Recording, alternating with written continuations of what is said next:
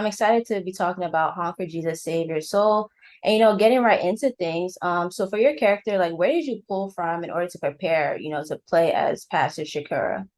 It was mostly the conversations I had with Adama and going to online churches during the pandemic, like seeing the new churches that are coming, even some of the like Christian influencers and things like that, like just that sort of new movement and that wave of, popular Christianity and seeing how that relates to the older churches and the way that things used to be. And I grew up going to church here and there, and sort of had a little bit of a feel for it. I know what I love about church and what I love about the community, but yeah, that's basically what I based Shakura on.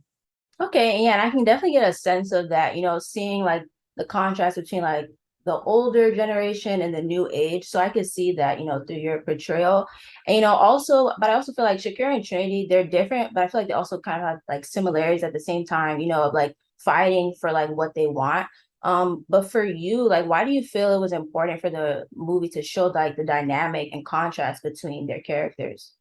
Well, for Trinity, she's like a first lady, which is she has a position of power, but it's sort of um, behind her husband in a way, or it's sort of less vocal publicly, if that makes sense. Yeah. As my character is a co-pastor. And I think that speaks more to like what's happening in the world now and maybe what people want to see more of. They want to have a more sort of inclusive experience. And so my characters, my church, as it were, we're all about bringing that to people. So Confidence and I got to like play a little bit with that and in a way start pushing the analog out so that the digital can come in. Hmm.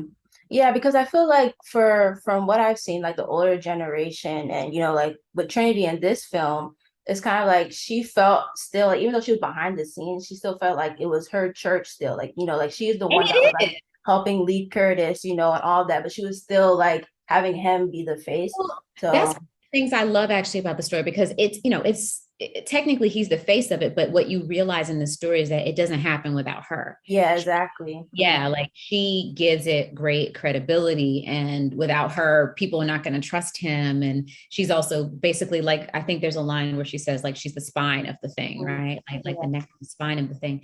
And so that's another revelation in this storytelling. It's like people may not recognize, but it's both of them who are really running this thing. And probably other people like the deacons and a lot of people have a hand in it. But I love the way that they did that. I love the way that the story was told in that way because you really get some insight into what she might be going through and how much he needs her. Yeah, exactly. And I just love seeing like, just them unpacking how many layers there are to like a character like hers.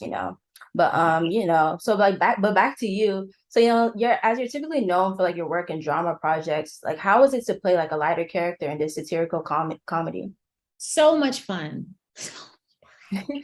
I'm sure. I was only there for like a second, but just even being in an environment where, I have another film coming out soon called Breaking, and the stakes are so high, it's kind of fun to have something where the stakes are still high for my character, but it's just it's a different kind of storytelling. It's a different set environment.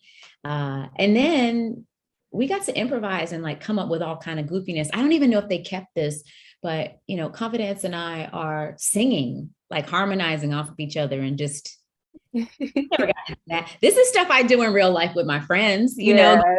Mhm. Ooh, I'm always very serious. So Yeah. I got to like, live a little. Yeah, because I was definitely gonna say like it was just nice to see you be able to like break away from that. Because like you kill those roles, but it's always nice to see people be able to like tap into like different elements of their self. And I'm You sure like it was so fun on set because even like speaking with Regina and Sterling, like their energy is crazy. Like crazy, right? I'm so yeah, glad you said that. Like I keep trying to tell people, like, you don't understand what it was like being on set. They're improvising, they're doing stuff, and you're like, I can't laugh. This is a yeah, lot. exactly.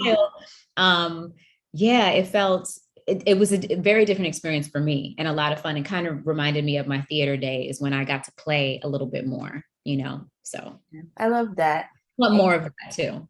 Yeah, for sure. Lastly, so Adama and Adene, they created this film as like a call of action for people to question and think critically. But like for you, what did you learn from being in the making of this film that you hope others will be able to take, away from this film as well? I think I didn't. The biggest thing that I take away from this is that leadership, anyone in a position of leadership is a human being. And there are a lot of complexities and levels in that, the responsibility, but also the facade that people put up for whatever reason it seems impenetrable, but it's like it's thin sometimes.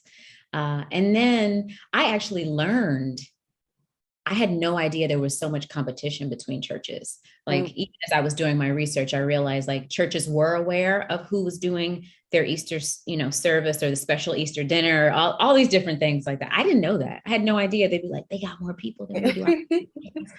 Who Yeah, knew? so many ins and outs. Yeah. No idea. And so I was like, oh, that's interesting. So there has to be a level. You just assume that they're on every few corners and people just go, but they're also doing their publicity, trying to get more parishioners, etc. Yeah, and I also feel like the film also just kind of gives viewers a way to like show, pastors and pastors' wives more grace because you don't like, we only see like, the scandals or like things that are going on in the surface level, but you don't know what's going on behind the scenes and just people's relation to God and how they're trying to serve God too. So it's a lot, but Everyone, I think people have a different definition. Everyone has a different, like, what is God to you? What is, even a pastor, like, it's interesting when Lee Childs is talking about some things. I'm like, what exactly, like, what's his undercurrent there? Which is interesting. You assume it's this, but you don't know necessarily. yeah, exactly. Yeah, I just love just how many, I don't know, it's just the story is just really good and like the characters like they're just very complex. So I just love it all. But thank you so much for your time, Nicole. And I'm excited for everyone to be able to see Honk for Jesus. Thank you. Thank you. I appreciate you.